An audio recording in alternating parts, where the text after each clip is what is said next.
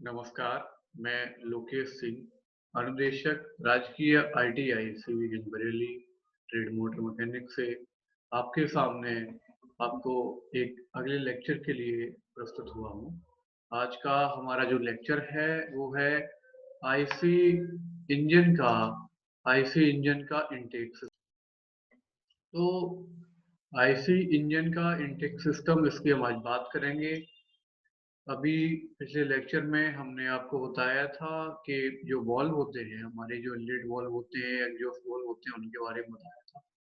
अब हम आज बात करेंगे आईसी इंजन के इंटेक सिस्टम की। तो सबसे पहले हम बात करेंगे कि क्या क्या टॉपिक आज हम कवर करेंगे। हमारी जो विषय सूची है हमारी, वो हमारा है कि इंटेक सिस्टम बेसिकली होता क्या है, और हम बात करेंगे कि इंटेक सिस्टम के अंतर्गत आने वाले सुपरचार्जर की ये एक एडिशनल यूनिट होती है, एक सहायक इकाई होती है।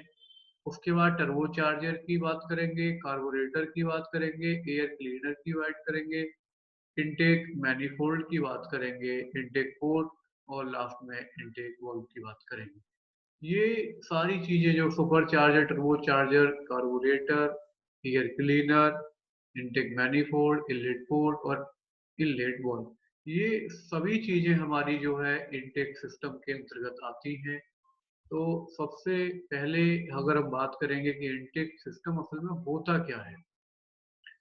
इनटेक सिस्टम हमारा क्या है कि एयर इनटेक प्रणाली का कार्य, हमारा जो एयर इनटेक प्रणाली है, इसका जो कार्य होता है वो सिलेंडर को या तो ईंधन या ईंधन वायु का मिश्रण या वायु की आपूर्ति करना होता है।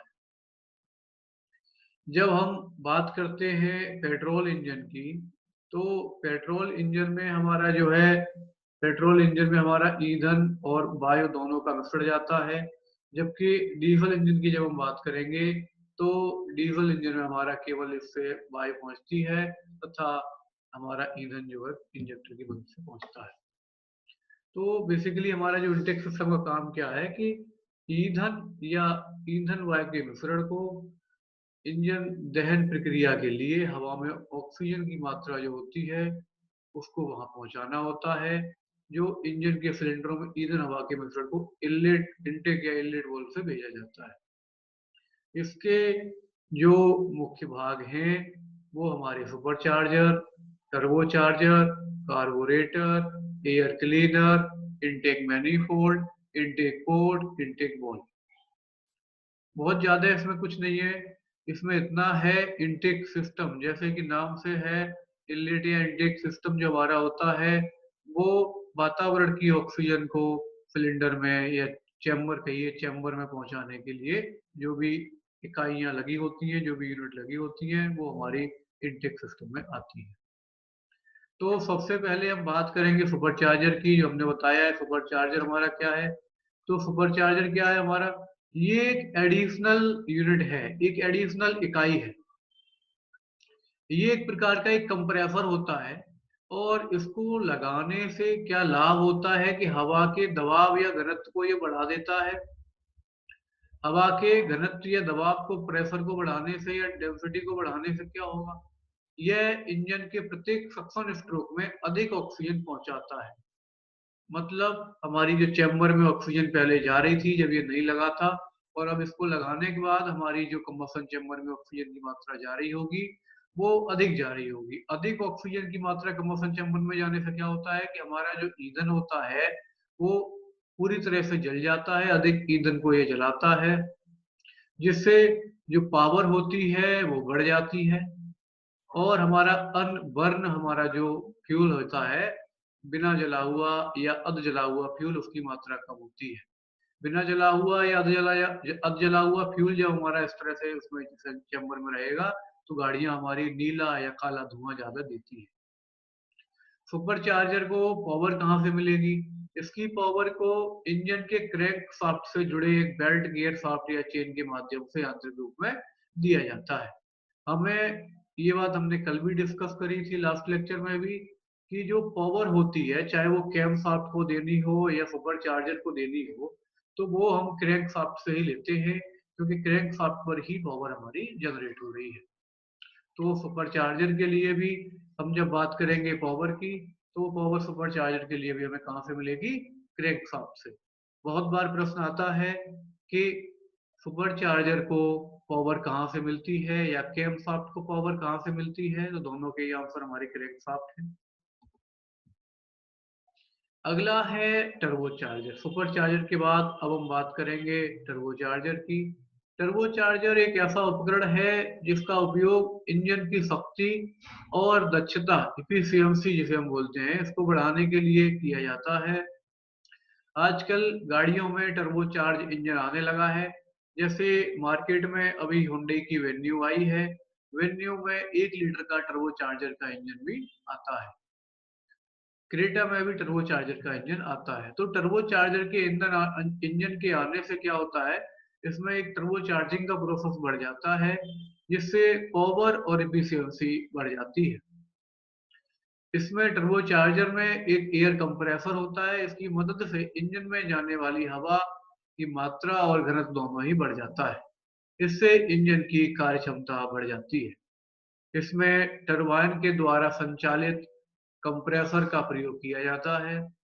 इंजन से निकलने वाली एग्जॉस्ट गैसेस को उस टरबाइन को चलाने के लिए हम लोग इस्तेमाल करते हैं। हमारी जो गैसेस निकल रही हैं, जो फ्लू गैसेस निकल रही हैं, उनके पास काफी अधिक दाब होता है। उन गैसेस को हम लोग इस्तेमाल करते हैं टर्बोचार्जर को रन कराने के लिए। अगला बहुत ही महत्वपूर्ण पार्ट इसका है इनटेक सिस्टम का, वो है हमारा कार्बोरेटर। कार्बोरेटर हमारा एक ऐसा यूनिट है जो आंतरिक दहन इंजन के लिए, आईसी इंजन के लिए हवा और ईंधन का मिश्रण तैयार करता है। ईंधन को और हवा को किस अनुपात में मिलाना है, यह काम कार्बोरेटर का होता है। और उस ईंधन को एटमाइजेशन का काम भी कार्बोरेटर का होता है।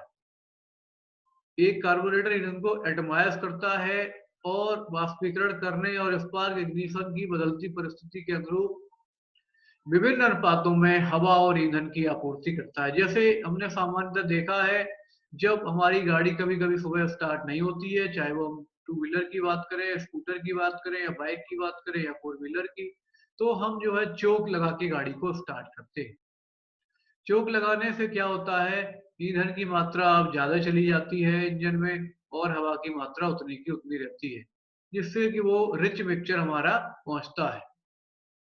हालाँकि ये केवल विशेष परिस्थितियों में ही रिच मिक्सचर की आवश्यकता होती है, लेकिन कार्बोरेटर का हमारा जो काम है, वो हमारा ये है कि किस मिश्रण में, किस अनुपात में मिश्रण को कब-कब मिक्स करना है, इसका काम जो है प्रॉपर तरीके से मिक्सिंग करना है, एटमाइज़ करना है। कार्बोरेटर ईंधन फिल्टर और इंडक्शन मैनिफोल्ड के बीच में जुड़ा होता है। हमारा इंडक्शन मैनिफोल्ड या इनलेट मैनिफोल्ड या इनटेक मैनिफोल्ड, इसके बाद हमारा कार्बोरेटर जुड़ा होता है। रिच मिक्सचर कार्बोरेटर से सब हमें जो है, जो केमिकली करेक्ट मिक्सचर होता है, जिसे हमने साइक्रोमेट्रिक ईंधन माना है, जो हमने लास्ट पॉइंट में यहाँ पर दिखाया है कि 14.7 को हमने माना है साइक्रोमेट्रिक ईंधन। इसका तात्पर्य ये है कि 14 हमारी हवा होगी, 14.7 हमारी वॉल्यूम हवा का होगा और 1 वॉल्यूम हमारा जो है ईंधन का होगा। तो 14.7 हवा और 1 ईंधन, इस अनुपात में जो है कार्बोरेटर इसको मिक्स करता है, जिसको हम केमिकली करेक्ट या स्टोइकोमेट्रिक ईंधन हम बोलते हैं। जब हमें गाड़ी को कोल्ड कंडीशन में स्टार्ट करनी होती है, तो हम ईंधन की मात्रा बढ़ा देते हैं। अब यहाँ पर हम देख पाएँगे कि 8 ईंधन पर, 8 वायु पर 1 हमारी हवा है। हवा और ईंधन का मिश्रण यहाँ पर 8:1 हो जाता है, जिसे हम रिच मिक्सचर कहते हैं, क्योंकि इसमें मिश्रण में हमारा ईंधन का अनुपात ज़्यादा है। अगला हमारा वीक और लीन मिक्सचर होता है। इसमें वायु की मात्रा 25 कर दी जाती है। या हमारी जैसे भी 14.7 से वायु की मात्रा बढ़ाई जाएगी, तो वो हमारा जो है धीमे-धीमे लीन मिक्सचर की ओर अग्रसित हो जाएगा। जैसे हम 14.7 की जगह अगर हम 20 भी बढ़ा देंगे, 20:1 के अनुपात में भी ईंधन इस्तेमाल करेंगे, तो वो भी हमारा जो है लीन मिक्सचर कहलाएगा। कार्बोरेटर की जब हम बात करते हैं, तो इसकी संरचना के बारे में बात करेंगे। ये एक कार्बोरेटर का डायग्राम यहाँ पर दिखाया गया है। इसके जो मुख्य पार्ट हैं, वो यहाँ पर लिखे गए हैं। एक हमारा है throttle valve, choke valve, venturi tube, idling system, idle and transfer port, pilot chamber, metering system, strainer. अब हम डायग्राम से देखते हैं। सबसे पहले हमारा यहाँ से थ्रोट वाल्व ओपन हो जाएगा और हमारा जो यहाँ से हवा है वो यहाँ से अंदर आएगी, क्योंकि इसका कार्य हवा और ईंधन के मिश्रण को तैयार करना है। तो ये पेट्रोल हमारा इधर से फ्लोट चैम्बर एक होता है, इसमें फ्लोट लगा होता है इस चैम्बर में, यहाँ से हमारा एक पेट्रोल आएगा या नीचे से हमारी हवा आएगी। इन दोनों को, जहाँ पर ये वेंचुरी है, जहाँ पर इसका एरिया कम कर दिया गया है, एरिया कम करने की वजह से इसकी वेलोसिटी और दाब बढ़ जाएगा। तो यहाँ पर हमारा एक मिश्रण जनरेट होगा, ये मिश्रण हमारा जो है तैयार हो जाएगा। हवा हमारी ऊपर से आएगी, नीचे को तो फ्लोट चैम्बर से मिश्रण तैयार होके जाएगा, हवा हमारी आएगी एयर फिल्टर से। ये एयर फिल्टर लगा हुआ है, यहाँ से हमारी हवा आएगी, यहाँ से हवा हमारी नीचे की तरफ आएगी, ये चोक वाल्व लगा हुआ है। यहाँ से हवा आएगी, यहाँ से ईंधन आएगा, दोनों यहाँ पर मिश्रण हो जाएगा और इसका मिश्रण एटमाइज होते हुए देखेंगे हम ध्यान से। ये छोटे-छोटे पार्टिकल्स में यहाँ पर ये ड्रॉप्स को तोड़ दिया गया है, ये एटमाइज कर दिया गया है इस वेंचुरी के बाद। तो ये नीचे की तरफ जो है हमारा इंजन में चला जाएगा, सिलेंडर में चला जाएगा। यहाँ से एयर फिल्टर से हमारी हवा आएगी, एयर फिल्टर का काम हमारा हवा को शुद्ध करना है। जो भी हमारी इसमें धूल के कण होते हैं उसे एयर फिल्टर आगे नहीं जाने देता और हमारी पेट्रोल यहाँ से आएगी, दोनों का मिश्रण यहाँ पहुंचेगा, मिश्रण को नीचे की तरफ हम जाएंगे, प्रॉपर मिश्रण हमारा बन जाएगा और उसे हम इंजन में इस्तेमाल करेंगे। कार्बोरेटर जो है दिशा के हिसाब से 3 प्रकार के होते हैं।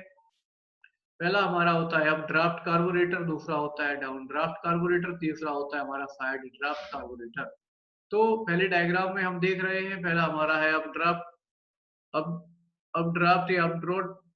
तो पहले वाले डायग्राम में हम देखेंगे कि हमारा जो ईंधन है वो हमारा ऊपर की तरफ जाएगा और नीचे वाले में हमारा यहाँ से नीचे की तरफ जाएगा और क्रॉस ड्राफ्ट में या साइड ड्राफ्ट में हमारा साइड में ईंधन जाता है। हवा नीचे से आएगी, ईंधन यहाँ से जाएगा और ये दोनों का मिश्रण बनते हुए थ्रोटल से ऊपर की तरफ चला जाएगा। इसमें हवा ऊपर से आएगी, ईंधन यहाँ से जाएगा और मिश्रण तैयार होके नीचे चला जाएगा। इसमें हवा यहाँ से आएगी इस वाले पोर्शन से, ईंधन हमारा इस टैंक से जाएगा और यहाँ पर ये मिश्रण तैयार होके हमारा जो है कम्बसन चैम्बर में चला जाएगा। तो इस तरह से हम ये समझ पाते हैं कि कार्बोरेटर का जो कार्य है वो हवा और ईंधन को एक प्रॉपर अनुपात में मिश्रित करना, मिश्रण बनाना और उसे एटमाइज करना इसका काम है। अगला एयर क्लीनर, जैसे कि हमने बताया कि इसमें जो है हमारा एयर क्लीनर ऊपर या एयर फिल्टर लगा होता है, तो इसको भी समझते हैं। एयर क्लीनर ऑटोमोबाइल में वह सिस्टम है जिसमें विभिन्न सामग्रियों से बने फिल्टर लगे होते हैं।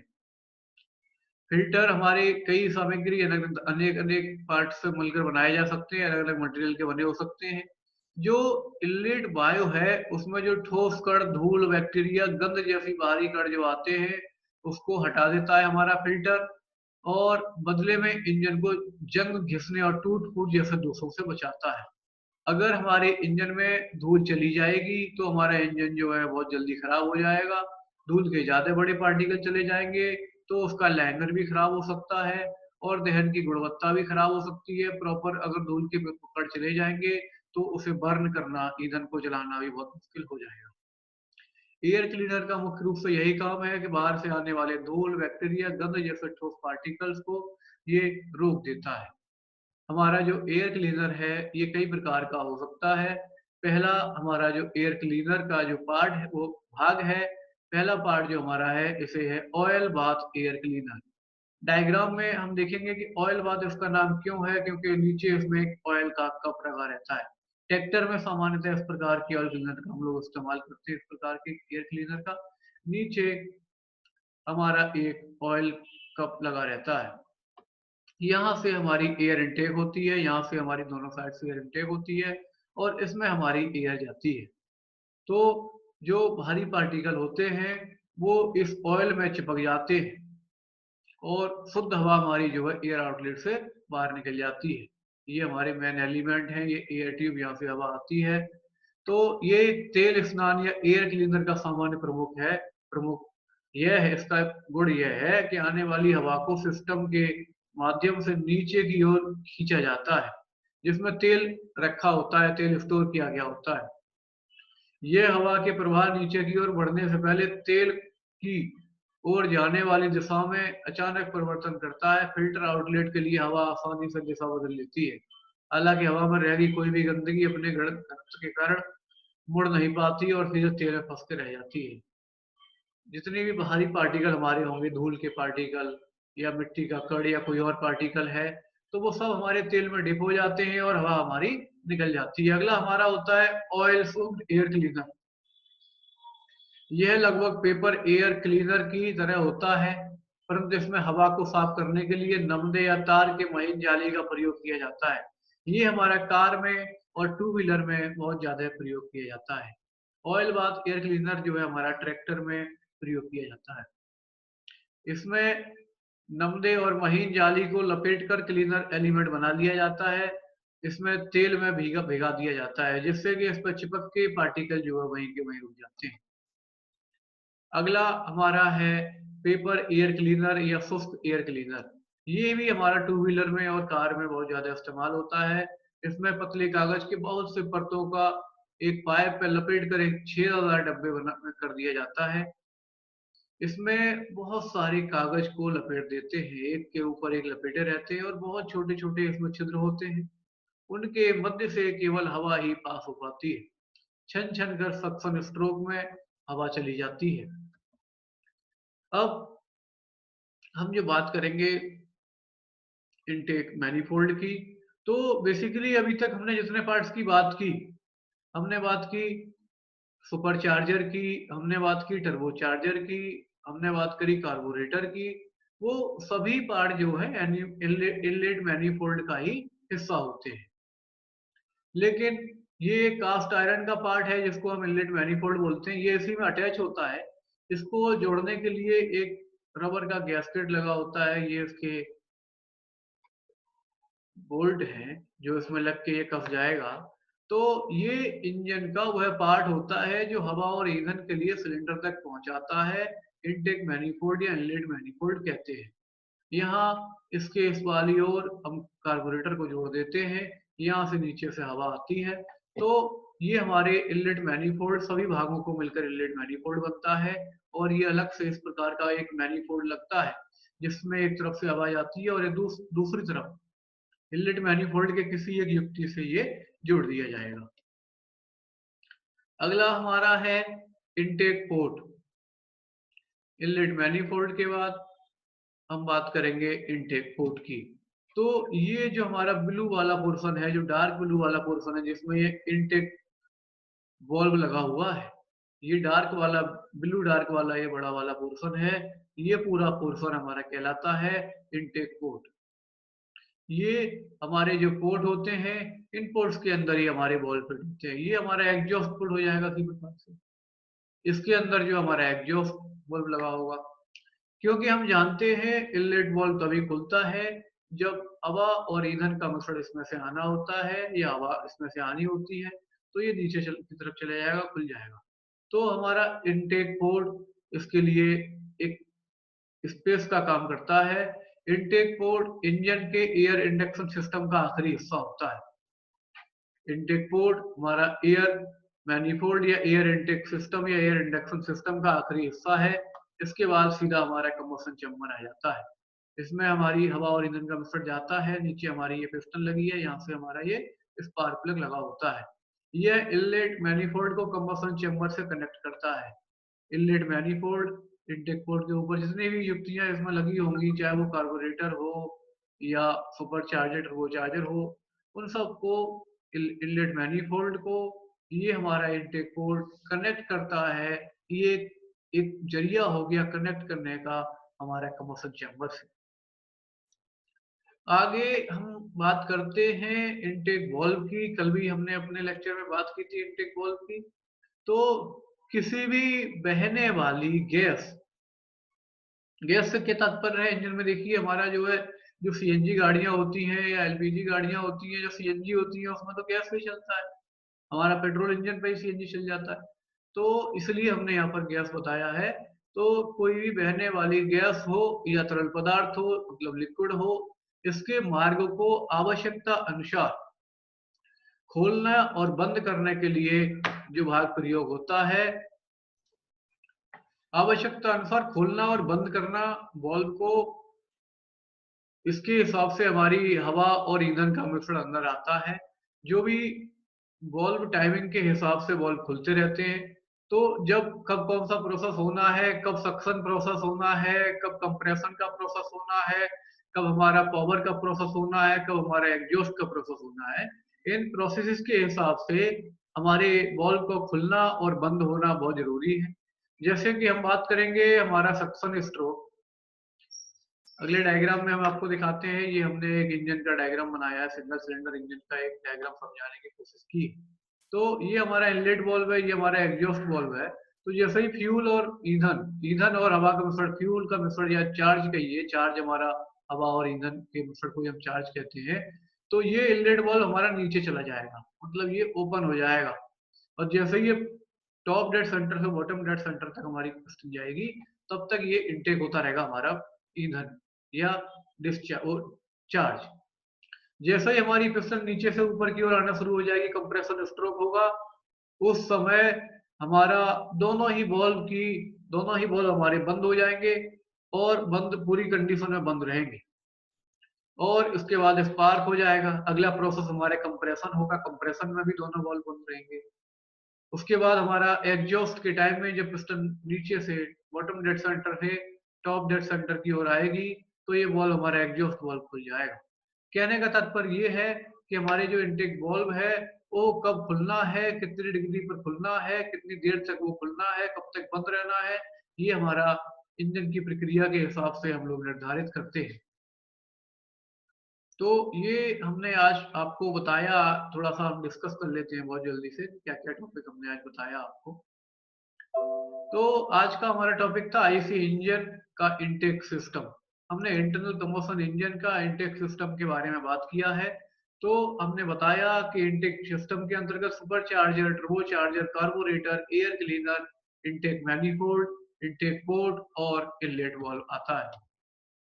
हमने बताया कि इंटेक सिस्टम का जो काम है, वो वायु और ईंधन के मिश्रण को कंबशन चैम्बर तक पहुंचाने का है। इसके जो मुख्य भाग हैं, जो उसमें लगे होते हैं, जो इकाइयां उसमें लगी होती हैं, वो है super charger, turbo charger, carburettor, air cleaner, intake manifold, inlet port, intake valve. तो हमने बताया कि एक हमने सुपर चार्जर नाम की एक एडिशनल युक्ति लगाई है, ये सब गाड़ियों में नहीं लगा होता है।